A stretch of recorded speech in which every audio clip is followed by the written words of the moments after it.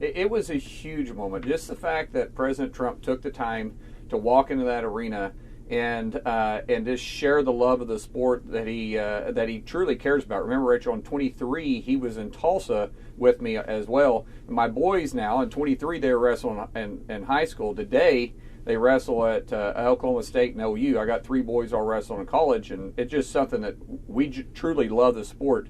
And President Trump seems to share our same passion for it.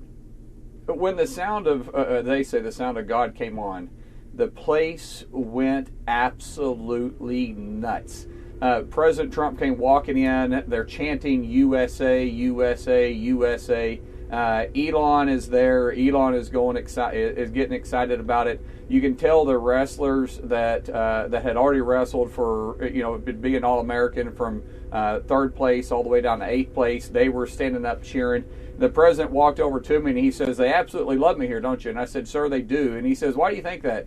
And I said, "Sir, every male in this building, and I'd say a lot of females in this building, has been punched in the face. We're wrestling fans. We do this." And I said, "They respect a fighter and they respect you." And he just said, "Yeah, I get that.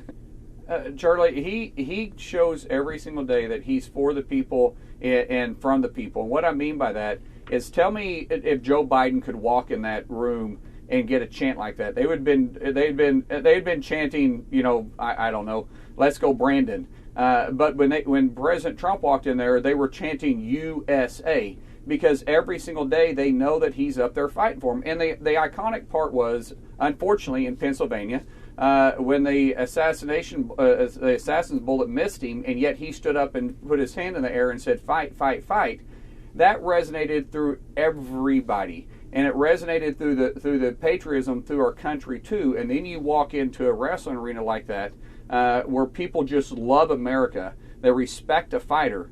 That's right at President Trump's base. And he couldn't have been more at home in that crowd than, let's say, myself or any other wrestler that was participating there. This morning before I got on your show, Rachel, I was reading last week's wins, and they were talking about all the manufacturing coming back to the U.S. They were talking about the executive orders that was putting the country back on place.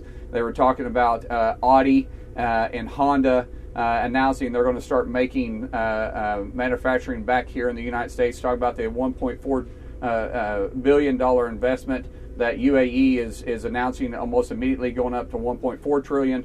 You just see that people are investing in the U.S. because they trust the leadership that we have. One thing I want to add, too, is Wyatt Henderson is the heavyweight that you guys were talking about that pulled maybe the largest upset of the NCAA. He's also a graduate from the Air Force Academy.